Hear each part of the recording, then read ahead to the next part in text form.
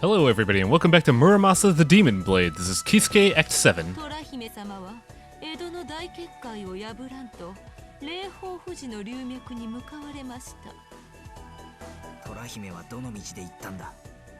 さっきの狐の話では、駿河までの大結界はトラ姫様の軍勢が破った模様。今ならどの感動も変わりありません。So for this next part we gotta go all the way to Suruga, which if I remember this map correctly is, I believe it's on the other side of the continent, but then again, if I remember right, we were in the east side anyways, so we should only be going down 2 provinces. It's been a long time since I did these recordings. I think it's been about 2 weeks since I went back to these. Memory's a little spotty, especially since I've been spending those last 2 weeks playing Odin Sphere. By the way, here's one of our new skills, it's Dragonfly. It looks kinda hilarious right now with no practical use, but it actually becomes one of our most important attacks this chapter.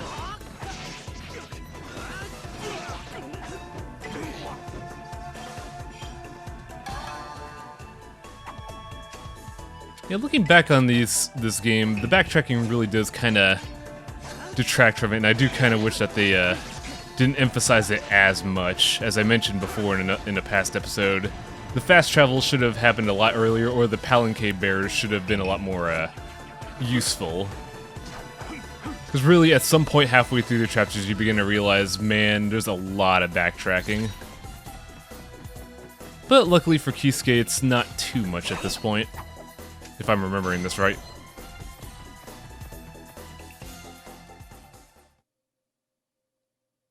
Yeah, we only have to go down 2 provinces, so we just have to go through Kai and Suruga. And I believe we've been through both of them before as Kisuke, just from you know, bumming around, doing random murders. So, much like before, we're going to be skipping to the interesting bits. If you remember in Kai, there was a very obvious pitfall trap that leads to both a large soul mass and an item, but we never got that item as Kisuke, so let's grab it now. Unfortunately, that means we have to fight this ninja pack.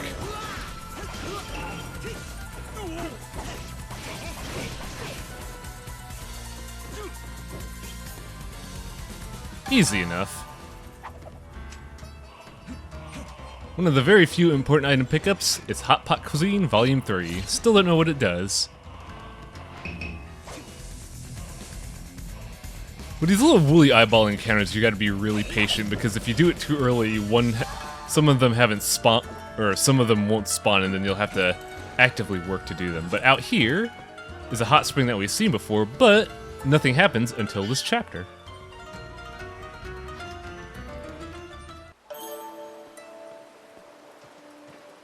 Hi, Momohime. This is like the 3rd time we've seen you. また出くわしたな。お互い温泉好きにも程があるぜ。きっと冬至かなんかで温泉巡って歩いてるんだな。いや、やっぱり名前を聞くのはやめておこう。俺が男だからといってそう固くなりなさんな。そんな薄っぺったいのに興味はねえからよ。Man, Kisuke's just laid on fierce.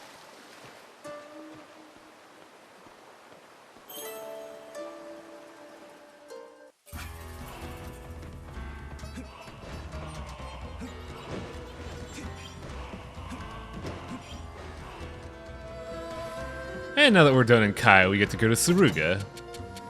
But before we go, I was checking the swords, and I do believe at this point I'm capped on what I could get until I get the next sword, but I'm missing 1. And I don't have the souls for it. My life in a nutshell.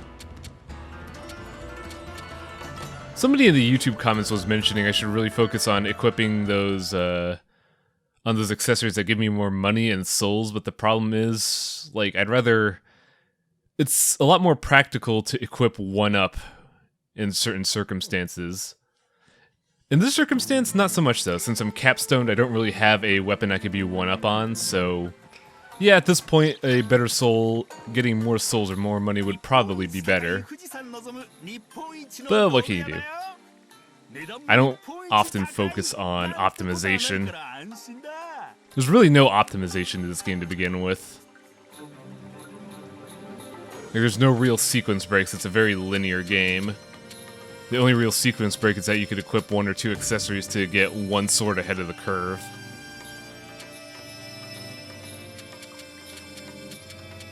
Now, I really should have been getting those maps, because I've come to appreciate the power of the map, especially when it comes to how long I've been doing this LP.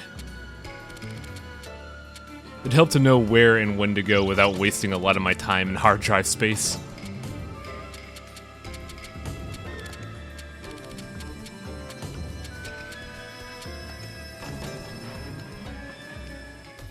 In this area, I believe we get enough souls to get that sword I was looking at. Also gonna play with the Bizun Osafun Kanamitsu, which gives you the another spin to win weapon.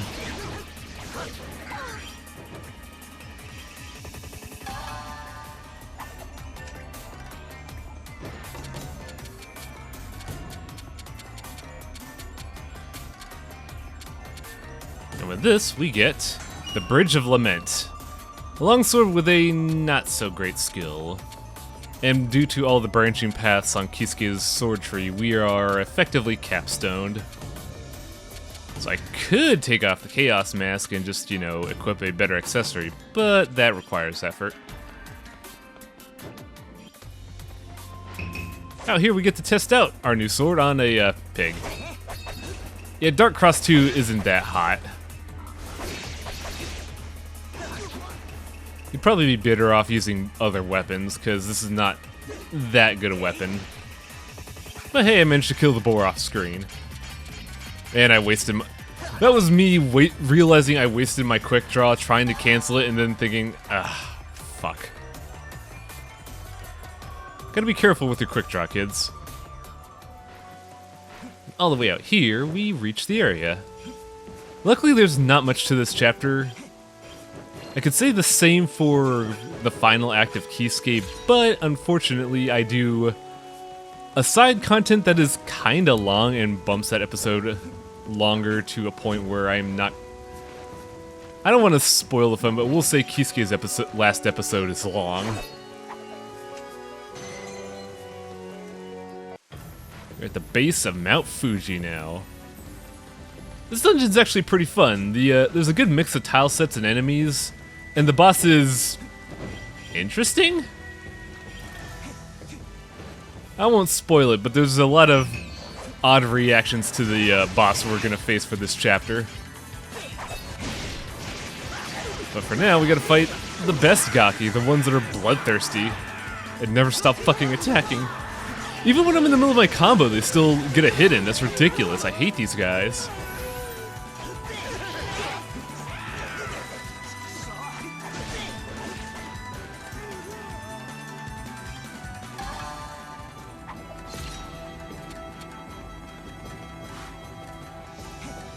I believe we're also reaching a point where the general culture and mythology of things is getting somewhat strained. We're not seeing any new real things as we progress forward, but we are nearing the end of the story, so that's only natural. I did like someone mentioning how the mechanics of Buddhism's reincarnation worked. And that'll definitely help when I try to discuss religion in general in Japan, but for now, there's not really much more to contribute. We've hit the end cap of just culture in general for Muramasa. We still got 1 or 2 things to see, but they're going to be end boss things, and we won't see them in general.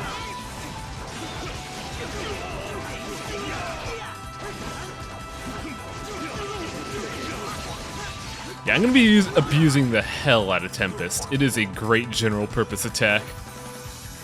Long invincibility frames, and it's just fun. As I completely fail to hit that Kamatachi, Is it Kamatachi? I forget what the weapon is called. The chain scythe guy. And that is the first time ever I got a no reward on completion of a floor. That makes me sad. The Tumult gauntlets are your maximum +6 gauntlets, and I don't know why they're called Tumult still. I think I mentioned before, I'm pretty sure it's meant to be tumultuous, but I doubt that's the case. Because those are the maximum gloves and belt, but the maximum mask is called Demon God. Also, since this is Mt Fuji and we're in a forest, we gotta fight Tengu more. It only makes sense. The Tengu are pretty fun when they're not abusing their invincibility frames like I do. But now that I have Tempest, it doesn't really matter. Tempest just makes all fights trivialized. Well, for the main game at least. Man, my sword's getting beat to shit.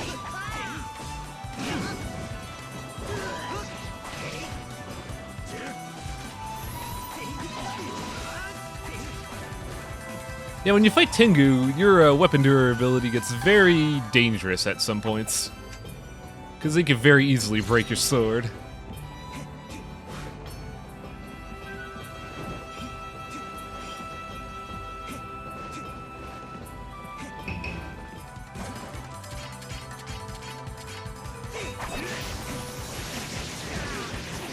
Yeah, you can see how good Tempest is here just by using that. I killed 4 of the ninjas. And I leveled up, but that's basically meaningless since we're at the level cap for our weapons. I say level cap, I mean progress cap. Because we could get a lot more swords, but not at this point in the game. All the swords are going to appear in post-game.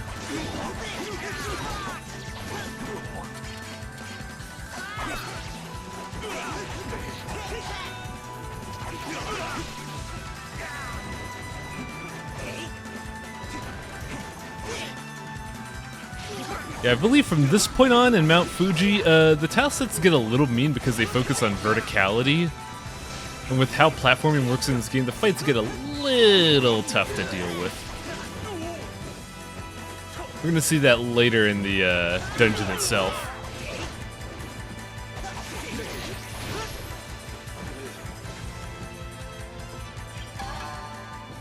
Yeah, right there I actually cleared the entire area, and I'm rewarded for my efforts because the dungeon was done, but I still left early. And as for you guys, I think we're done here. Thanks for the damage boost, buddy.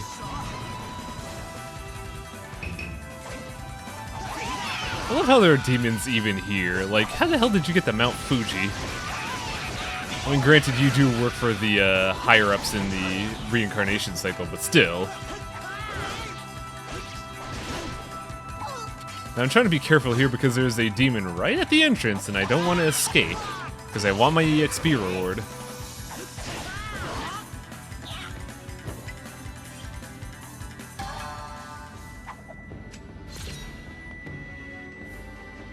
And I do like how it goes from the regular tile sets to the snow tile sets because we've only ever seen the snow tile set once. And I feel it's a criminally underused set. It looks very nice. And the Mt Fuji one is especially good because you have that sunset in the back obscured by the snowstorm. So it looks really nice. And it helps make fighting these stupid-ass master ninjas a little less tedious. And if you're looking at that, one of them has like a projectile fire attack. I've never seen that.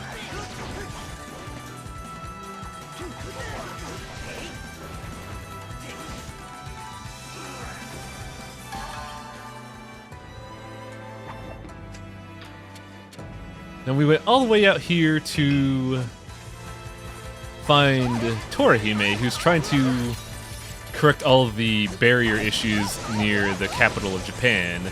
Something's happening in the capital which is causing the magical ley lines to form a barrier around the capital, and this is completely unnatural, and Torahime wants to remove that barrier to figure out what's going on with the Kuzuryu blade.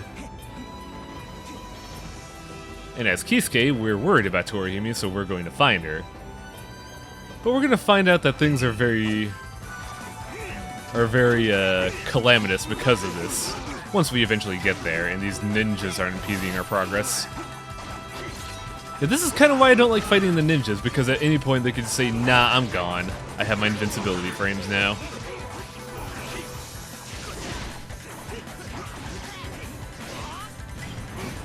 Yeah, right there. That flame attack, I did not know it extends beyond his point-blank range, which kind of shocked me now that I think about it.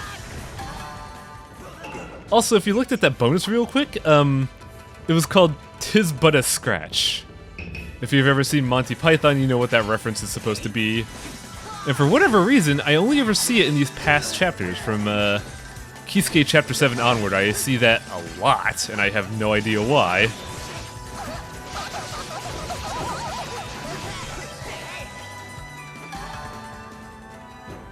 It's a very weird thing to reference for this game. I think that was mainly the developers being cheeky, or not the developers, the localizers being cheeky with one of the perks.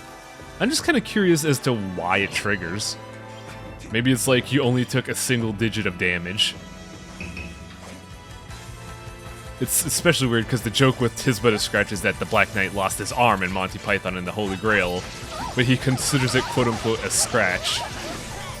So yeah. Jokes. These are the jokes.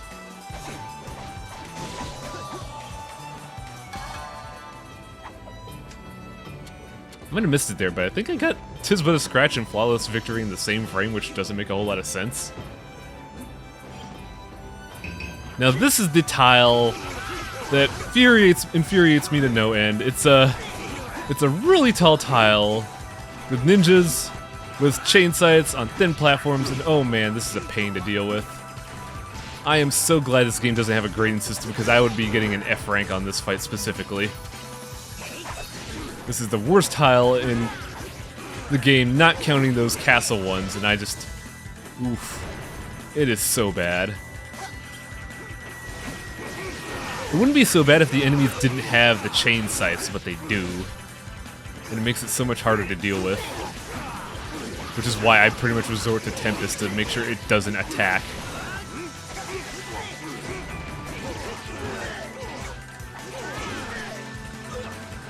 There's still one more.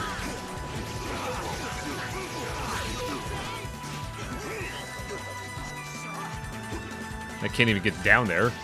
His ultimate defense. I think by that point I had half a mind to just leave, but my pride wouldn't let me.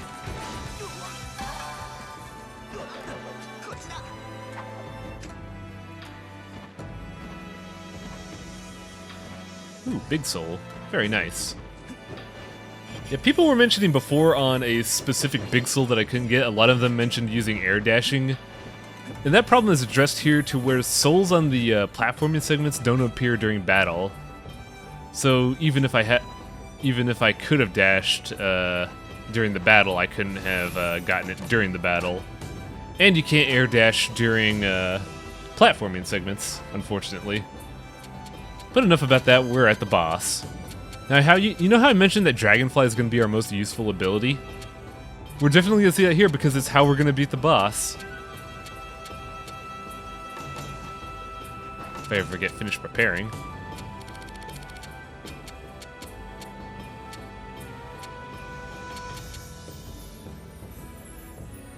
One of the hardest dishes to make in the game is the pheasant ragu. Looks alright.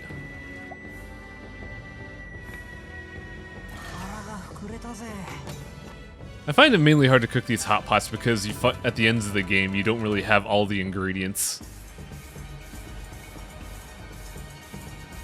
キスケ様もお気づきでしょう。この苦しいほどの気の持ちようは尋常ではございませぬ。富士に住む龍脈の主たる龍神がこれほどの異変を Yeah, so Kisuke is going to be fighting a god here. Just spoiler alert. And it's the strangest looking one.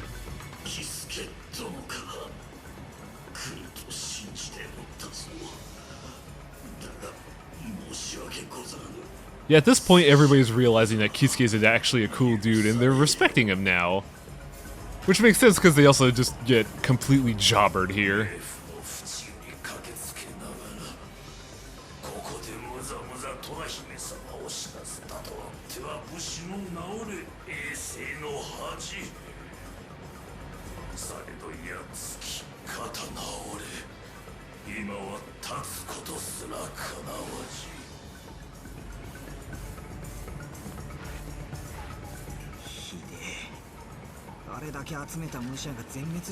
Dragon God, dude, I'm pretty sure he could do this easily.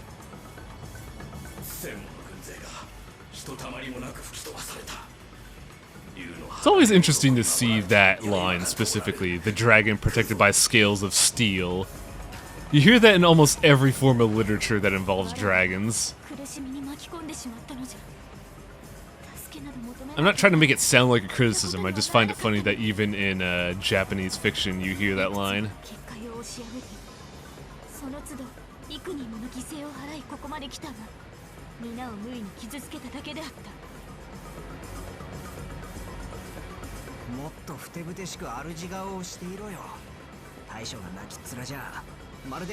That's some good advice, Kisuke. おめえのためなら痛くはねえし、くたばる気もさらさらねえんだ。まだ終わらせやしねえよ。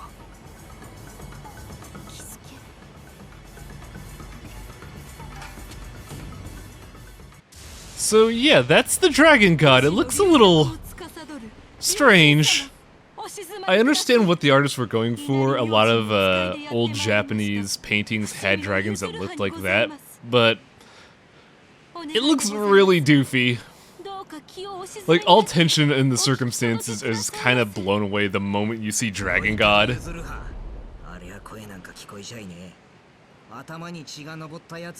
But his doofy nature belies the fact that he's probably one of the fucking hardest bosses in the game.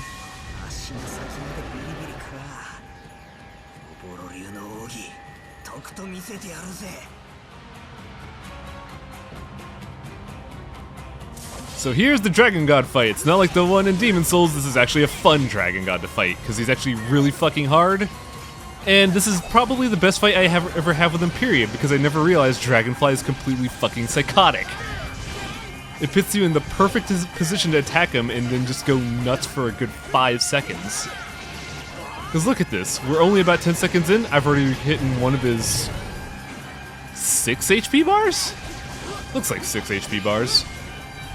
But yeah, it's a really exciting fight, and he's got a lot of tricks up his sleeve. The first phases are not all that hard. It's mainly him acting like a big stupid dragon, breathing fire and chomping at you. The fireballs, I believe they could be reflected at him back. I never really try it because it's easier to just go ham on his big dumb face. But it also brings the risk of losing your sword, because I do try it at some point in this video. Now when he goes into darkness, typically that means you're going to be going into a phase of the fight where he can't be hit, and sometimes that could last a lot, so from there I just bust out the Bizen Osafune and try to stay in invincibility frame mode. But Dragon God, you don't fuck with him. See what I mean? I don't even have a chance in hell of dealing with it like that. So this is probably the dire part of the fight, because I don't have a whetstone and my good swords are busted, so I gotta rely on this longsword, which is about to break. But I make use of this because, as we discovered in the thread, when all 3 of your swords are broken, all your swords have higher regen rate. So all you gotta do is wait a little bit. You get shot in the face. And I got Tempest back. Not the best sword, but I'll have to make do. Now, okay, so if you actively slash at the fireballs, it won't degrade your durability. That's one very important thing to know with this fight. You don't want to guard with the sword because that'll just ruin everything. Now here's the part that makes Dragon God really tough. When he goes into this phase, he normally starts it when he's at about 50% HP, but because I just tore his ass up, he didn't get to do it as often.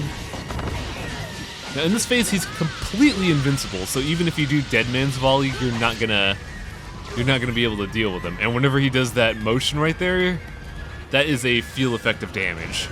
This is entirely a mode of kite and survive, which any other time I would find kind of irritating, but we're fighting a god, so I'm not surprised. And Tempest is really good for getting rid of those electric balls. Not when they're in the star formation, but when they're basically just flying around like that. But man, this is like the longest I've seen Dragon God fuck around. That was really annoying. But he's in the near end of his life, so at this point I think, I'm gonna kill him with Dragonfly, and it's gonna be cool. I said I'm gonna kill him with Dragonfly, and it's gonna be cool.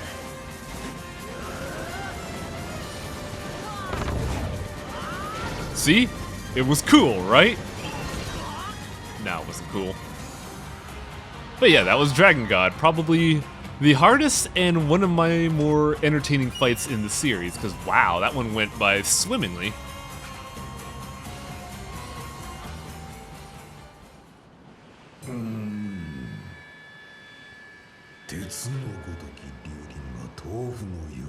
There's something really satisfying about hearing a distinct word among a language you don't understand. Every time I see this scene and hear the Dragon God say tofu, I kind of chuckle.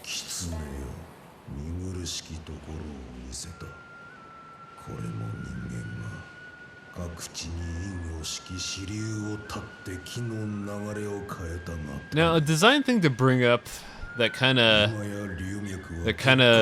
came to my attention during the LP. You notice how Dragon God is levitating on a patch of clouds, much like Raijin and the Nue/Chimera that we fought. That's going to be a recurring thing that you'll see across the rest of the game, because it is a thing in a Japanese art. Typically whenever you see gods depicted in art, they're sitting on top of a cloud. But it's a very familiar looking cloud template in Muramasa. And we're going to see that a lot later in the DLC as well.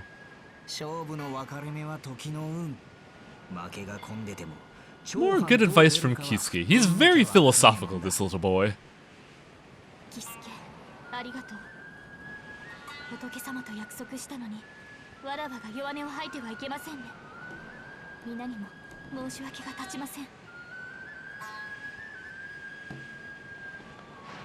I get to talk to Dragon God, it's really crazy. They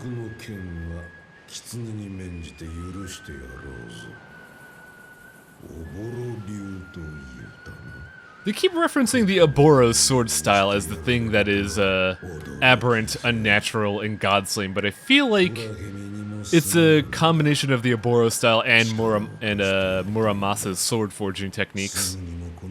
Because I'm pretty sure if I use the Oboro style with a butter knife, it wouldn't kill a dragon.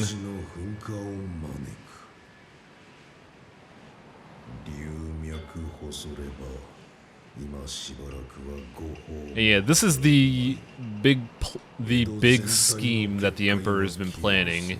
He wants to overload the ley lines of Japan and force open a entrance into heaven, to where the spirit hidden within Kuzuryu can become back to normal and regain its godhood. As mentioned by Yuzuruha here.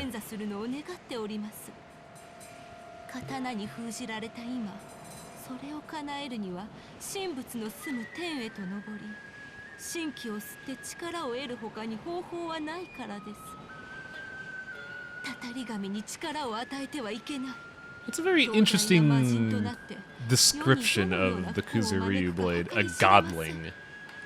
I don't think I hear that term much at all. Usually people prefer to use the term demigod or something.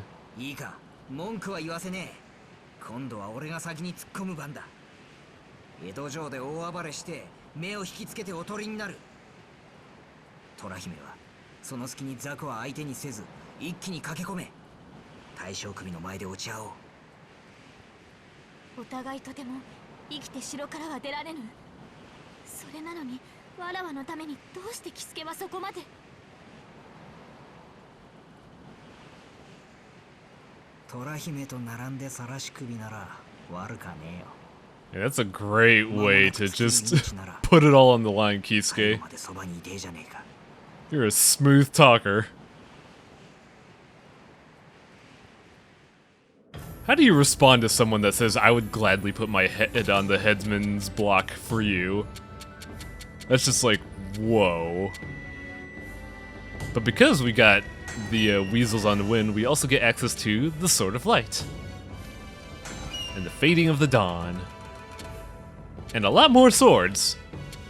A boatload more swords, but I had to choose. And I'm going with the Golden Dawn.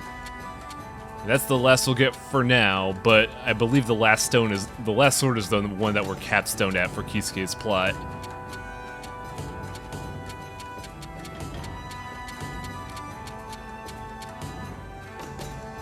And next time on Muramasa, the end game for all of them. See you then.